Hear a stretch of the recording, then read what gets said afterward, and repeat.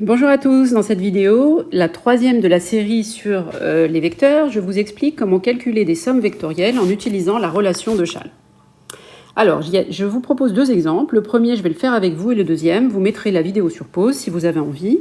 Vous essayerez de le faire et la réponse sera, je vous montre, à droite de l'écran, là où j'ai écrit « à vous de jouer ». Donc, avant de commencer, regardons ensemble déjà ce que c'est que la relation de Chasles. Alors, la relation de Chasles est une propriété du cours qui vous dit que, donc faisons juste un petit point là-dessus avant de démarrer, qu'on soit bien d'accord. Donc qu'est-ce que c'est que la relation de Chasles?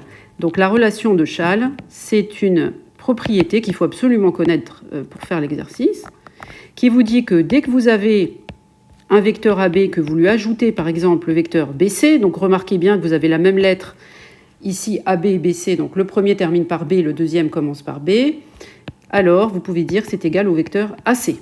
Donc ça, c'est la relation de Chasles. Je vais utiliser cette propriété dans l'exercice. Alors la propriété, en fait, est assez facile à comprendre. C'est qu'en fait, quand vous avez, la propriété est donnée dans le cours de cette façon-là, vous avez un point A là, vous allez jusqu'à B, et ensuite vous rajoutez BC, donc AB plus BC, vous êtes parti de A, vous êtes arrivé en C. Donc c'est forcément AB plus BC, ça fait AC. Donc AC au sens où on est parti de A, on est arrivé en C. Donc c'est le trajet AB plus BC. C'est comme si vous aviez fait un détour. Alors que quand vous allez directement de A jusqu'à C, c'est le trajet direct, si vous voulez. C'est ce que ça représente dans la vraie vie, quoi. Donc là, quand je fais AB plus BC, je suis passé par B. Par exemple, je vais de chez moi jusqu'au collège et je passe par la boulangerie. Bon, si je fais de chez moi à la boulangerie plus de la boulangerie au collège, je vais bien arriver au collège. Bon, je vais mettre plus de temps. Et j'aurais pu aller directement de A vers C. Donc, cette histoire-là, qui est évidente dans la vie de tous les jours, eh bien, elle se traduit par la relation de Chasles. En maths, on l'appelle comme ça. Donc, c'est pas la peine de paniquer dès que vous voyez écrit relation de Chasles. C'est juste cette histoire-là. Il n'y a rien de spécial, en fait. Vraiment. Toujours pareil, moi, mon conseil, c'est arrêter de penser que les mathématiques, c'est obscur. Ça ne l'est absolument pas. C'est exactement l'inverse. Les mathématiques, c'est fait pour simplifier la vie. C'est une façon de traduire ce qui se passe autour de nous, de façon simplifiée. Donc, essayez toujours de vous demander à quoi ça correspond, cette histoire. À chaque fois que vous faites des maths, demandez-vous qu'est-ce qu'il y a derrière. Donc là, derrière la relation de Chasles, c'est ça qui se passe exactement. Bon, ceci étant dit, on y va. Je vais faire avec vous l'exercice. Alors, vous avez ici une série de parallélogrammes qui sont tous égaux. Cette figure, c'est la même que dans la première vidéo. Je l'ai reprise exprès parce qu'elle vous est familière maintenant, normalement. Et on me demande donc de simplifier cette somme. Bon, déjà, qu'est-ce que ça veut dire simplifier une somme? C'est la rendre plus simple. Si je vous avais dit de simplifier la somme, admettons, je vous avais dit de simplifier 2 plus 3 plus 4, qu'est-ce que vous auriez dit? Intuitivement, simplifier, ça veut dire rendre plus simple. Donc, ça fait 9. On aurait dit que cette somme, en fait, elle vaut 9. Ici, c'est pareil. Vous avez 3 vecteurs, AB plus FK plus FL. Le simplifier cette somme, ça veut dire qu'à la fin, il faudrait l'écrire sous une forme plus simple, c'est-à-dire avec éventuellement un seul vecteur. Voilà, déjà la consigne. Il faut déjà comprendre la consigne, évidemment. Bon, alors comment je fais pour simplifier la somme? Bon, eh bien en fait, ça veut dire à quoi est égal tout ce trajet. En vrai, je suis parti de A et je suis arrivé où?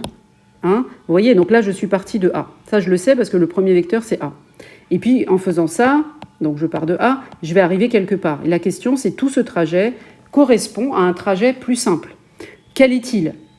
C'est une autre façon de lire la consigne. Bon, alors allons-y. Je vais partir de A et je vais regarder le trajet dont on me parle. Donc je pars de A. Là, j'ai réécrit à gauche. Donc, regardez, j'ai fait AB plus FK plus FL. Ça, c'est la première ligne. Peut-être que je vais prendre le surligneur. Donc je prends le surligneur. Donc AB plus FK plus FL. Là, je suis là. Vous voyez? Ça, c'est ce qu'on me demande de simplifier. Je recopie AB, parce que je pars de AB. Et je dois rajouter FK. Regardons sur la figure. AB, c'est le trajet qui est en bleu. Je dois rajouter FK. C'est le trajet qui est en mauve. C'est pour ça que je l'ai mis en mauve, que je l'ai surligné en mauve. Mais le trajet FK, je dois le rapprocher de là où je suis. Et moi, je suis où? Je suis en B, là, puisque j'ai fait déjà AB. Donc, je dois chercher un trajet qui est égal à FK et qui commence par B. Donc, c'est BG, vous voyez bien, je l'ai fait en mauve.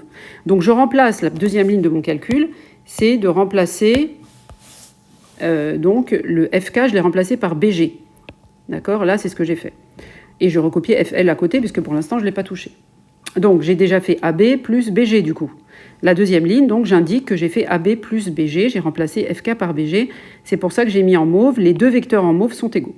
Ligne suivante, vous voyez bien que quand j'écris AB plus BG, c'est pas pour rien. Donc cette fois-ci, je suis passé par le point B, je vois que le point B, c'est AB plus BG. Donc je peux utiliser la relation de Chasles et je sais que ça, c'est égal à AG. Donc là, j'ai mis l'accolade pour dire que le vecteur AB plus BG, je l'ai remplacé par AG. Vous voyez, là, je suis là. Je l'ai remplacé par AG. Donc j'ai déjà simplifié un petit peu. J'en avais 3, j'en ai plus que 2.